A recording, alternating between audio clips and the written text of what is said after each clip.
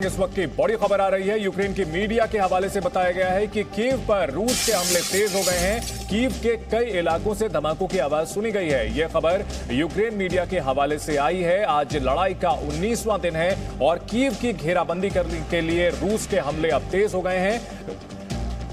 Media के हवाले से यह बताया जा रहा है कि कीव में कई जगह धमाकों की आवाज सुनी गई है। रूस लगातार घेराबंदी कर रहा है कीव की और इस दौरान कीव पर हमले भी हो रहे हैं। कीव पर हमलों की धमाकों की आवाजें सुनी गई हैं। इस वक्त की बड़ी खबर आपको बता दें, यूक्रेन की मीडिया के हवाले से यह बताया जा रहा है कि रूस ने कीव पर कई जगहों पर हमला किया है। कई जगह धमाके सुने गए हैं। अलग अलग शहरों में जंग चल ही रही है, लेकिन राजधानी कीव पर कब्जे की जंग सबसे भयावह होने वाली है और उसका मंजर अब सामने आने लगा है। कीव के कई इलाकों में धमाकों की आवाज सुनी गई है। रूस ने हमले तेज कर दिए हैं। लड़ाई का 19वां दिन है। तीन तरफ से कीव की घेराबंदी करने की तैयारी है। रूस की रणनीति में अब बदलाव देखने को मिल रहा है और कीव पर लगातार अटैक, धमाकों की आवाजें सुनी गई हैं। हमारे सहयोगी कुलदीप हमारे साथ कीव से जुड़ चुके हैं। कुलदीप, यूक्रेनी मीडिया के हवाले से कहा जा रहा है कि कीव में कई जगह धमाकों की खबर आ रही है, क्या जानकारी है? बिल्कुल बिल्कुल ठीक कह रहे हैं। अभी मैं यहाँ पर रेलवे स्टेशन पर हूँ। यहाँ के खूब सारे धमाकों की आवाज, पिछले 5 मिनट में मैंने कम से कम 10 धमाकों की आवाज सुनी है। कीव के आसपास ज्यादा इस समय बमबारी जो है वो शुरू हो चुकी है। अभी मैं आपको 1 मिनट दिखाता हूँ। मैं रेलवे स्टेशन पर हूँ यहाँ के, ये देखिए जी, ये रेलवे स्टेशन के ऊपर हूँ तो धमाकों की आवाज बढ़ती जा रही है। जैसे आज सुबह से ही शुरू हो गई थी और अभी तक चल रही है। अभी 1 मिनट पहले ही सायरन की आवाज आई जी। धमाके चल रहे हैं, दबा के बमबारी हो रही है। आपके पास ठीक इंफॉर्मेशन है। कुलदीप, क्या पिछले कुछ दिनों में रूस ने अपनी रणनीति में बदलाव किया है? जो अलग अलग शहरों में लड़ाई चल रही थी, उसके साथ साथ कीव में अब बमबारी तेज हो गई है, धमाके तेज हो गए हैं। मेरे ख्याल से डाइवर्ट इन्होंने कर दिया है अब थोड़ा सा इधर। पहले जो ध्यान सारा उधर जो लगा हुआ था इनका दूसरे इलाकों के ऊपर, इस समय इन्होंने सारा केंद्र जो है उस समय कीव को बना दिया। ऐसा लग रहा है मुझे कल से ये बात। जी कुलदीप, क्या हम समझ सकते हैं कि वहां पर कितने मुश्किल हालात हैं? कोई भी इंफॉर्मेशन मिलना काफी मुश्किल होगा, लेकिन अटैक में किन एस्टैब्लिशमेंट्स को निशाना बनाया जा रहा है, कुछ जानकारी मिल पाई है क्या? देखिए, अभी मुझे एक अबालोन यहाँ से तकरीबन 15 किलोमीटर एक जगह है, वहां पे एक घर के ऊपर रेजिडेंशियल एक घर के ऊपर भी वो हुआ है, धमाका हुआ है। वहां पर पूरा 9 फ्लोर की बिल्डिंग है, वो जल गई है जी। तो पूरा भी इंफॉर्मेशन प्रॉपर पूरे तरीके से आ नहीं रही, लेकिन बमबारी बहुत ज्यादा बढ़ गई है आज सुबह से। वरना दिन में इतनी बमबारी हुआ नहीं करती थी जितनी आज जी है। कुलदीप, अगर यूक्रेन के डिफेंस की बात की जाए तो यूक्रेन का डिफेंस राजधानी कीव में किस तरह का दिखता है? क्या वहां पर कोई मिसाइल डिफेंस सिस्टम लगा हुआ है? सैनिकों की किस तरह से वहां पर गश्त चल रही है, क्या जानकारी है? इनका एयर डिफेंस सिस्टम बहुत अच्छा है, क्योंकि जो मुझे लग रहा है ये काउंटर अटैक्स की जो आवाजें ज्यादातर काउंटर अटैक्स की हैं इनके। और इनका जो लोग हैं, जो आर्मी वाले लोग हैं, वो भी बिल्कुल तैयार बैठे हैं। अभी मैं तकरीबन 15-20 किलोमीटर चलाकर गाड़ी यहाँ तक पहुंचा हूँ। तो हर जगह पे पहले जो बैरियर्स पे कम रश होता था, आज रश ज्यादा है। और घर पे भी जैसे मेरी वाइफ ने निकलते वक्त ही बोला कि बाहर जब कपड़े सुखा रही थी तो बोला कि सुबह से धमाकों की आवाज चल रही है। मैं ऊपर मतलब सुबह 6 बजे से ही ये शुरू हो गई थी। जो हमने जो सुनी उसके बाद उससे पहले भी रही होगी, लेकिन आज धमाकों की आवाज बहुत ज्यादा है और बहुत बढ़ गई है बमबारी इस तरफ को। मुझे लगता है कि आने वाले 2-3 दिनों में कुछ ना कुछ हो सकता है। जी कुलदीप, इसके साथ साथ समझना चाहेंगे कि अब कीव राजधानी जो है कीव, उससे मुख्य शहर से रूस की सेना की जो कैवलरी है वो कहां तक पहुंची है? कुछ जानकारी मिल पाई है क्या? कितनी दूर है कीव से? देखिए ब्रवरी वाली साइड पे बहुत ज्यादा कल वहां से लोगों को हटा दिया गया। उनको कई बसेस, मेरे ख्याल से 50 या 100 बसेस थी जो वहां से निकाला गया है। वहां के रहने वाले लोगों को ब्रवरी साइड पर ज्यादा हो रहा है। ये अभी देखिए, हम दूसरी साइड पे गए थे, जो यहाँ से ओडेसा वाला हाईवे है, वहां पर हम 80 किलोमीटर तक गए थे, तो वो वाली जगह साफ है। ठीक है, लेकिन ये ब्रवरी वाली साइड जो बेलारूस का बॉर्डर लगता है, जहां पर उस साइड पर ये ज्यादा है। ठीक है, यानी नॉर्दर्न फ्रंट पर जो है वो काफी ज्यादा अटैक हो रहा है और जो साउथ का इलाका है वो अभी उतना ज्यादा वहां पर अटैक नहीं हुआ है। कुलदीप, आप हमारे साथ बने रहें। इस वक्त की एक बड़ी खबर अपने दर्शकों को बता दें कि यूक्रेन की सेना ने दावा किया है कि युद्ध में अब तक रूस के 12,000 से ज्यादा सैनिक मारे गए हैं। 77 फाइटर जेट, 90 हेलीकॉप्टर मार गिराने का भी दावा किया है यूक्रेन ने। 389 टैंक, 150 तोप, 60 फ्यूल टैंक भी तबाह करने का दावा किया है। 617 आर्मी व्हीकल हैं, 8 ड्रोन, 34 एंटी एयरक्राफ्ट भी नष्ट करने का दावा यूक्रेन की तरफ से किया जा रहा है। तो एक और राजधानी कीव समेत तमाम शहरों में जबरदस्त घमासान हो रहा है, रूस के हमले जारी है। वहीं यूक्रेन का यह दावा है कि उसने काफी ज्यादा नुकसान पहुंचाया है रूस की सेना को। 12,000 से ज्यादा सैनिकों को मारने का दावा किया है। इसके अलावा 77 फाइटर जेट, 90 हेलीकॉप्टर भी गिराने का दावा यूक्रेन कर रहा है। 389 टैंक, 150 तोप, 60 फ्यूल टैंक तबाह करने का दावा यूक्रेन की ओर से किया गया है। और इसी बीच एक बड़ी खबर आ रही है यूक्रेन के खार्किव से। खार्किव की ऐतिहासिक इमारत पर रूस का हमला हुआ है। खार्किव में एक ऐतिहासिक धरोहर बर्बाद हो गई है।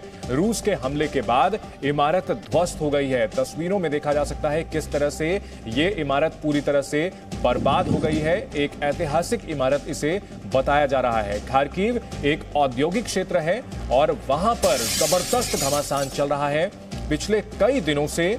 और रूस के हमले में यह ऐतिहासिक इमारत ध्वस्त हो गई है। देखा जा सकता है किस तरह मलबे में तब्दील हो गई है। इसका एक हिस्सा पूरी तरह से टूट करके जमीन पर गिर गया है। बुरी तरह से क्षतिग्रस्त हुई है यह इमारत। युद्ध के कवरेज का 19वां दिन है और आज 19वें दिन अलग अलग शहरों से भयानक तबाही की तस्वीरें सामने आ रही हैं। राजधानी कीव समेत खार्किव में भी जबरदस्त अटैक किया है रूस ने। और एक और बड़ी खबर आ रही है, कीव में विमान बनाने वाले प्लांट पर हमला हुआ है। एंटोनोव बनाने वाले प्लांट पर रूस का हमला हुआ है। रूस के हमले के बाद प्लांट में आग लग गई है। तो मिलिट्री एस्टैब्लिशमेंट्स के साथ साथ जो बुनियादी इंफ्रास्ट्रक्चर वाले ठिकाने हैं उन पर भी निशाना कर रहा है रूस। और विमान बनाने वाले एक प्लांट पर हमला किया है। एंटोनोव बनाया जाता था यहां पर और रूस ने यहां हमला किया। हमले के बाद तस्वीरें आप देख सकते हैं कि किस तरह से बर्बादी की तस्वीरें दिख रही हैं। दूर से उठता हुआ यह धुआं बता रहा है कि किस तरह पूरी तरह से वो प्लांट तबाह हो चुका है, बर्बाद हो चुका है। जी न्यूज पर एक्सक्लूसिव तस्वीरें। और तबाही की तस्वीरें जी न्यूज लगातार दिखा रहा है। वॉर जोन में हमारे सहयोगी अलग अलग जगहों पर हैं। हमारे साथ शिवांगी ठाकुर भी हैं जो कि पोलैंड के वॉर्सो में हैं। शिवांगी, हम तस्वीरों में देख पा रहे हैं किस तरह से अलग अलग शहरों में भयानक घमासान हो रहा है। कल जो लवीव का इलाका है वहां भी एक फ्रंट खुल गया है, वहां भी अटैक हुआ है और ऐसे में निश्चित तौर पर शरणार्थियों की संख्या बढ़ती जा रही है। क्या कुछ देख पा रही हैं आप वहां वॉर्सो में? देखिए चंदन, अगर मैं क्या कुछ देख पा रही हूँ तस्वीरों के जरिए अगर बयां करना चाहूँ, शब्दों के जरिए बयां करना चाहूँ तो यहाँ केवल और केवल हताश, निराश और एक उम्मीद से अपना बैग भर अपने बच्चों को साथ लेकर लोग यहाँ पहुँच रहे हैं। बुजुर्ग यहाँ पहुँच रहे हैं, महिलाएं यहाँ पहुँच रही हैं। और कुल मिलाकर पोलैंड में अगर हम बात करें, परिस्थिति ऐसी है कि लगातार जितने भी रिफ्यूजी हैं यहाँ पहुँच रहे हैं। कैंप्स भरे हुए हैं, सारे सेंटर्स रिफ्यूजी कैंप्स भरे हुए हैं, रेलवे स्टेशंस भरे हुए हैं, लोगों के घर भरे हुए हैं। यूक्रेन से आने वाले तमाम रिफ्यूजियों को यहाँ पर लोग अपने अपने घरों में भी पनाह दे रहे हैं, मदद कर रहे हैं, कोशिश कर रहे हैं। लेकिन भार बढ़ते जा रहा है, जनसंख्या यहाँ लोगों की बढ़ते जा रही है। और तमाम, चाहे वो वॉर्सो शहर हो पोलैंड का या रेड्जो, दोनों ही जगह से मेयर ने ये कहा है कि हम और भार नहीं सह सकते। वहीं दूसरी ओर अब देखिए, इतने दिन हो गए हैं दोनों ही देश की इस जंग में, चाहे यूक्रेन हो चाहे रूस हो, मदद मांगने की नौबत आ गई है। चाहे रूस हो जो कि चीन से मदद मांग रहा हो, चाहे यूक्रेन हो जो लगातार हम देख रहे हैं कि नाटो कंट्रीज से बातचीत कर रहा है, कह रहा है मदद करो। यूक्रेन ने साफ तौर पर कहा है कि एयर स्पेस बंद करा देना चाहिए, नहीं तो रूस आपके इलाके में अब मिसाइल दागेगा। तो कुल मिलाकर दोनों ही जगह से परिस्थिति ऐसी बनी हुई है कि धीरे धीरे कमजोर पड़ रहे हैं, मदद की जरूरत पड़ रही है, लेकिन जंग नहीं छोड़ना चाह रहे। निगोशिएशन की जो बात है, कई बार कई राउंड्स ऑफ टॉक्स हुए हैं लेकिन कोई भी पॉजिटिव रिजल्ट नहीं निकला है। दोनों ही देशों के डेलीगेशन मिलते हैं, फॉरेन मिनिस्टर्स मिलते हैं, लेकिन कोई पॉजिटिव रिजल्ट आज नहीं। चौथे दौर की भी अब बातचीत ज़ेलेंस्की होनी कह है रहे हैं और इस बीच कि बड़ी पुतिन खबर आए एक और बैठे। अपने दर्शकों को बता दें शिवांगी कि यूक्रेन के कीव पर रूस ने फिर से हमला किया है। इस बार भी रिहायशी बिल्डिंग को निशाना बनाया गया है। इस हमले में एक शख्स की मौत हो गई है जबकि 3 लोग घायल हुए हैं। बचाव दल ने लोगों को सुरक्षित बाहर निकाला है। यूक्रेन के कीव में एक रिहायशी बिल्डिंग पर हमला, यूक्रेन के कीव पर रूस ने हमला किया है और देखा जा सकता है लोगों को निकाला जा रहा है। बचाव दल की ओर से लोगों को सुरक्षित बाहर निकाला है। अलग अलग शहरों से कमोबेश एक जैसी तस्वीरें, लेकिन चूंकि राजधानी कीव जो कि पॉलिटिकल सेंटर है, यहीं पर राष्ट्रपति ज़ेलेंस्की भी हैं, इसके अलावा पूरी संसद यूक्रेन की है, तो यहां कब्जे की जंग सबसे भयावह है और पूरी रणनीति के तहत लड़ी जा रही है। और यहां इस दौरान जो बेकसूर लोग हैं वो भी निशाना बन रहे हैं। और एक और बड़ी खबर इस बीच आ रही है, यूक्रेन के होस्टोमॉल एयरपोर्ट पर फिर से आग लग गई है। आग की वजह से आसमान धुएं के गुबार से भर गया है। रूस के हमले लगातार जारी हैं और ये होस्टोमॉल एयरपोर्ट की तस्वीरें हैं। रूस एक रणनीति के तहत यूक्रेन की खास जगहों पर निशाना बना रहा है। एयरपोर्ट होस्टोमॉल जो कि शुरुआती दौर पे भी यहां अटैक किया गया था। शिवांगी हमारे साथ बनी हुई हैं लगातार। शिवांगी, अगर बात की जाए रूस की, तो रूस अब यूक्रेन पर चारों तरफ से शिकंजा कसता जा रहा है। ऐसे में जो लोग बाहर निकल रहे हैं, अब तक 27 लाख से ज्यादा लोगों के यूक्रेन छोड़कर के बाहर जाने की पुष्टि यूएन ने भी कर दी है। अब लोगों का वहां से बाहर निकलना कितना मुश्किल हो सकता है? देखिए, लोगों का बाहर निकलना पहले भी मुश्किल था और अब भी मुश्किल है। हालांकि अगर हम भारतीय छात्रों की बात करें तो दोनों ही देशों के साथ संबंध ऐसे हैं कि ऑपरेशन गंगा बेहद सही तरीके से पूरा किया गया। जितने भी छात्र थे उन्हें बाहर निकाला गया, लेकिन लगातार ज़ेलेंस्की यही बात कह रहे हैं कि निगोशिएशन की बात तब होगी, हम बात तब आगे करेंगे जब आप सीज फायर करें, जब आप हमारे देश पर हमले करना बंद करें, हमारे नागरिकों को नुकसान पहुंचाना बंद करें। वहीं दूसरी ओर पुतिन इस बात के लिए तैयार नहीं है।